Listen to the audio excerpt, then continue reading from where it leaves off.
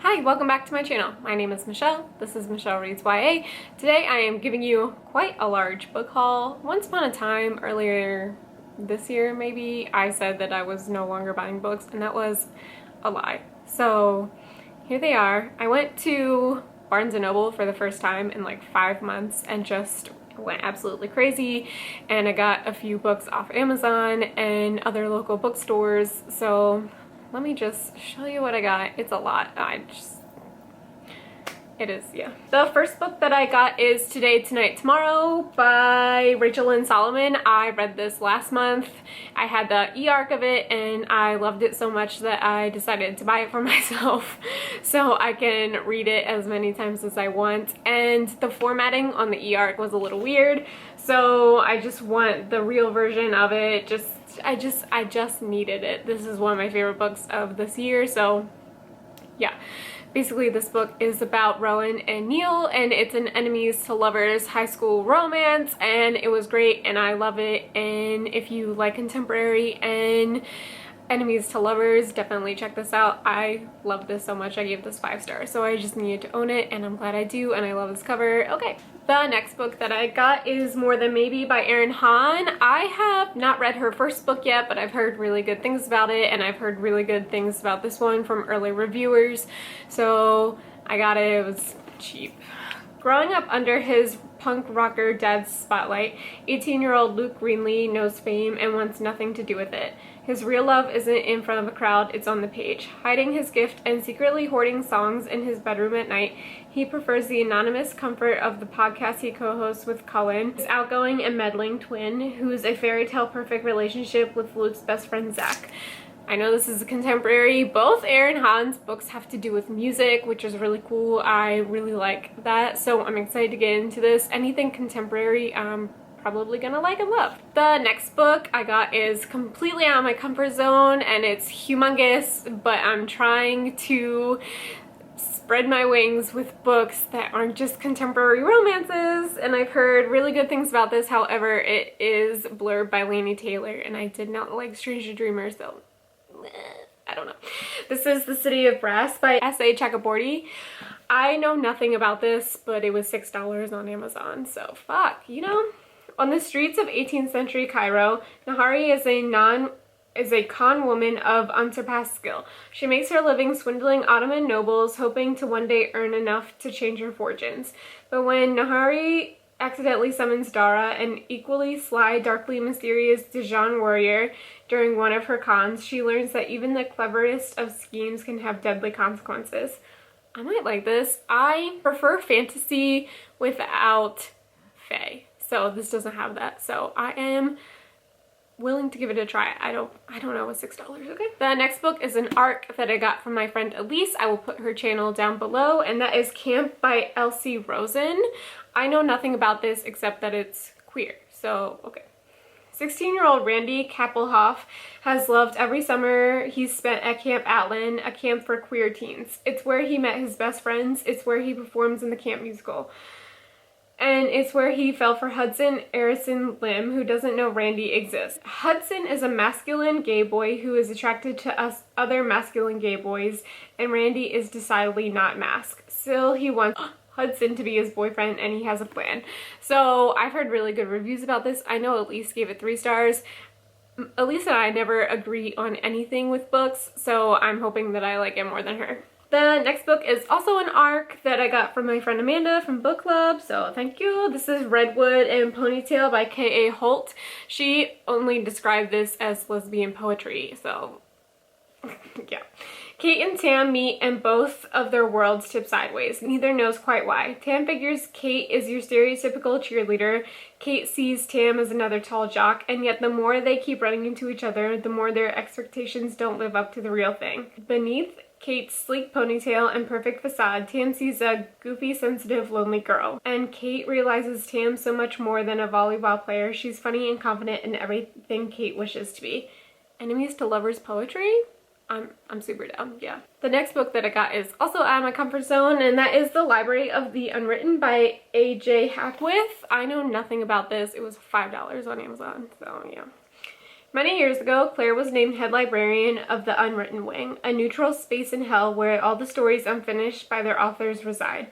Her job consists mainly of repairing and organizing books, but also of keeping an eye on restless stories that risk materializing as characters and escaping the library.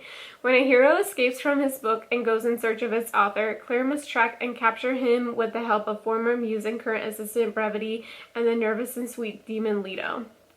I don't know. We'll see. This does not sound like it's up my alley, but I'm willing to give it a try. The next book is extremely up my alley, and that is The Falling in Love Montage by Sierra Smith. Get female, yes. The cover is why I bought this. Saoirse doesn't believe in love at first sight. She definitely doesn't believe in happy endings. If they were real, her mother would still be able to remember her name. She wouldn't be in a care home with early onset dementia, a condition Saoirse may one day develop herself. So Saoirse isn't looking for a relationship. She doesn't see the point. I'm very excited to read this. I got it because there were two girls on the cover, but it's also a contemporary romance, so I'm gonna love it. The next one I got because my friend Alana was talking about it on her Bookstagram. I will put her channel down below. And that is This Is America by Kim Johnson. I am super excited for this. I got this right when I saw her Instagram post. Every week, 17-year-old Tracy Beaumont writes letters to Innocent X, asking the organization to help her father, an innocent black man on death row. After 7 years, Tracy is running out of time. Her dad has 275 days left. Then one night changes everything. The police arrive, pounding on the door, and Tracy's older brother Jamal goes from being a bright, promising track star to a thug on the run accused of killing a white girl. So yeah, when I read that blurb, I needed it immediately. This is super relevant to today. I cannot wait to read this. It's a lot bigger than I thought it was going to be. I'm so excited for this and I love the cover. The next book I got because of the reviews on Goodreads, and that is The Extraordinaires by TJ Klune. I just know that this is about superheroes. I'm currently reading the Renegade series by Marissa Meyer and not loving it, and I'm hoping that this changes my mind about superheroes. While masked heroes with superpowers perform real feats of bravery amid the clouds and the shadows of a city, Nick is satisfied writing fictional stories about their heroic and romantic exploits, which he finally posts online instead of finishing his homework. That is until a chance encounter with Shadow star Nova City mightiest hero and Nick's biggest crush changes everything. Nick is no hero satisfied writing about heroes. He wants to become one. So I know that this is queer. I know that TJ Klune has also written The House on Cerulean Sea or something, and I really want to read that as well. So I think this is a little bit contemporary and fantasy, so I'm really excited for that. The next book that I got and I'm currently in the middle of is Midnight Sun by Stephanie Meyer. I am not gonna lie to you, I'm a little bored reading this. It's so long. It's over 600 pages and I'm almost 400 pages in, and mostly it's honestly just Edward going back and forth being like, oh my god, I love Bella so much, but oh my god, I want to kill her. And it's just been that for almost 400 pages. So I'm not super impressed so far. I don't know. So the next book that I got was Rules for Being a Girl by Candace Bushnell and Katie Cotugno. Candace Bushnell wrote the Sex and the City book, not the TV show. Yeah, and Katie Cotugno, I read 2 of her books for my lowest rated books on my shelf video and hated both of them, so I'm not really sure why I got this. It has been getting super good reviews and that's probably why. Also, I really like this cover, so yeah. Marin has always been good at navigating these unspoken guidelines. A star student and editor of the school paper, she dreams of getting into Brown University. Marin's future seems bright, and her young, charismatic English teacher, Mr. Beckett, is always quick to admire her writing and talk books with her. But when Bex takes things too far and comes on to Marin, she's shocked and horrified. Had she somehow led him on? What is her fault? Ooh. Okay. Okay. I'm a little bit more interested now. So let's see. The next book I got for the title and the cover alone, and that is My Eyes Are Up Here by Laura Zimmerman. I tried so hard to get a physical arc of this and they never emailed me back, so I bought it. Yeah. If Greer Walsh could only live inside her head, life would be easier. since she'd be able to focus on excelling at math or negotiating peace talks between her best friend and everyone else. She wouldn't spend any time at all worrying about being the only Kennedy student whose breasts are bigger than her head. So yeah, I am super excited about this. I really wanted the arc of this, but it's, you know, it's about dress codes and it's about her body being uncomfortable in her body, and I'm really excited to read this. The next book that I got from a local bookstore is this book is Anti-Racist, 20 Lessons on How to Wake Up, Take Action, Do the Work by Tiffany Jewell.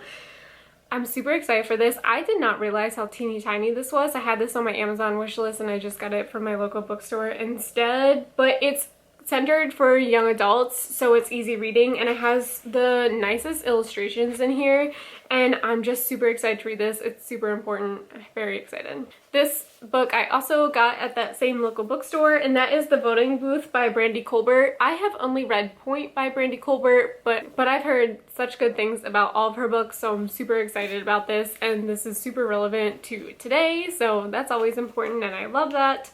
Marva Sheridan was born ready for this day. She's always been driven to make a difference in the world, and what better way than to vote in her first election. Duke Crenshaw is so done with this election. He just wants to get voting over so he can prepare for his band's first gig tonight. Only problem, Duke can't vote. When Marva sees Duke turned away from their polling place, she takes it upon herself to make sure his vote is counted. She hasn't spent months doorbelling and registering voters just to see if someone denied their vote. So excited about this. Relevant for our time.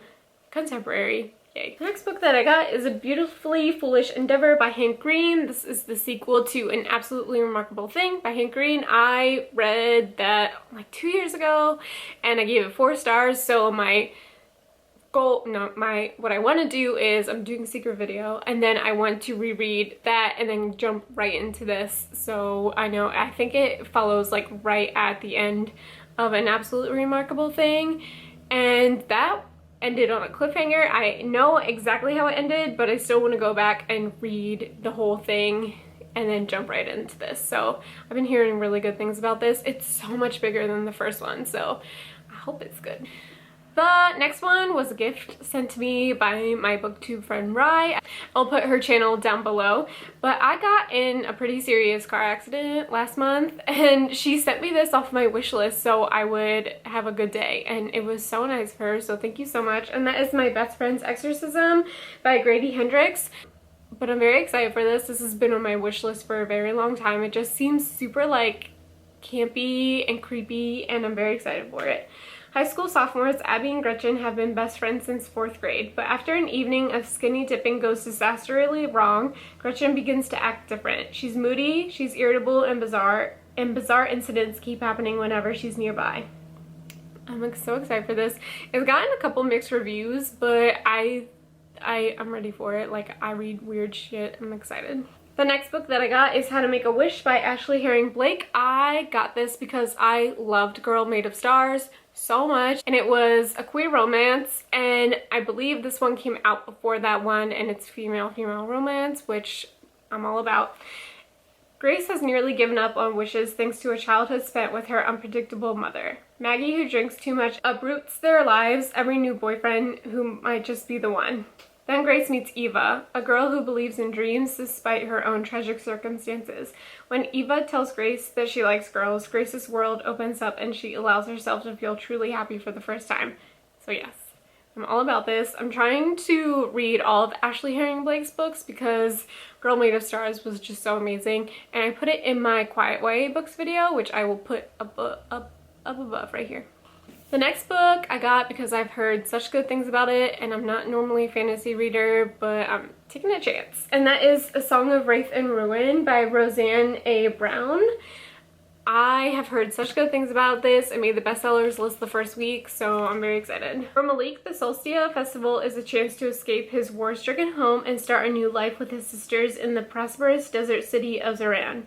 But when a vengeful spirit abducts Malik's younger sister Nadia as payment to enter the city, Malik strikes a fatal deal. Kill Karina, Crown Princess of Zoran, in exchange for Nadia's freedom. So yeah, I've heard really good things about this. I know that she's currently writing the sequel, and I'm super excited. The next book I got because of the cover and the cover alone, and that is Stay Gold by Toby McSmith. I know nothing about this. Covers, man. If they're pretty, I'm down. Pony just wants to fly under the radar for senior year. Tired of too much attention at his old high school after coming out as transgender, he's hoping for a fresh start at Hillcrest High. But it's hard to live your best life when the threat of exposure lurks down every hallway and in every bathroom. Georgia is beginning to think there's more to life than cheerleading. She just wants to keep a low profile until graduation, which is why she's promised herself that dating is officially a no-go this year. I figured this was contemporary, and I'm right, and I am so excited for it. This is the first time reading the inside cover, so very excited. The next book I got because of Chelsea Delling-Reed's review on Goodreads, and that is He Must Like You by Daniel Young Ullman. I believe I have another book by this author that I haven't read either, but Chelsea really liked this one, so I usually like what Chelsea likes, so yeah. Libby's having a rough senior year. Her older brother absconded with his college money and is bartending on a Greek island. Her dad just told her she's got to pay for college herself, and he's evicting her when she graduates so he can Airbnb her room. And a drunken hookup with her coworker Kyle has left her upset and confused. Yeah, contemporary. I'm done. So this next book that I got, I've literally never heard of, and I got it for the title alone, and usually I don't do that. Normally it's cover, but I got it for the title, and that is The Feminist Agenda by Jamina Kincaid. I've never heard of this. I haven't seen it on Goodreads, I haven't seen it on Booktube, I haven't seen it anywhere, so I'm taking a chance. Jamina Kincaid is a feminist, and she thinks you should be one too. Her private school is laden with problematic traditions, but the worst of all is prom. The guys all have the agency, the girls have to wait around for promposals. She's speaking heteronormatively because only the hetero kids even go. And Jemima's very opinionated opinion is positively medieval. Oh, so this is by Kate Hattemer. I understand now. Okay, so I'm very excited for this. I've never heard of it. I don't even care. I got it for the title. So this next book I'm very excited for. I got it for the cover, and I've heard really good things about it from several reviewers on Booktube, and that is Cinderellas Dead by Kaylin Bayron. I heard this is a queer Cinderella retelling, which is all that I want in life. It's been 200 years since Cinderella found her prince, but the fairy tale is over. Now teen girls are required to appear at the annual ball where the men of the kingdom select wives based on a girl's display of finery. If a suitable match is not found, the girls not chosen are never heard from again. I heard it's creepy, I heard it's queer, I heard it's great, so I'm very excited for this, and I love the cover. And finally, the last two books that I got were given to me by a fellow booktuber, and I will link her down below, and she sent them to me for review, and that is Unicorn Hunting and Unicorn's Revenge. This is book 1, this is book 2, and they are by A.R. Hellbender. I am very excited for this. These are super out of my comfort zone, and I told her that, and that's totally fine. I will put her booktube down below, so I'm super excited for these. They're out of my comfort zone, but I'm willing to give it a try and review these. So yeah, these are all the books that I bought in the past couple of weeks. I'm trying to be better. I'm not gonna be any better. I'm trying so hard to focus on my physical TBR because I have hundreds of books that I just need to read. So if you see me on Twitter being like, hey, I want to buy some books, be like, no, don't do that. Thanks for watching my video. See you in my next one. Bye!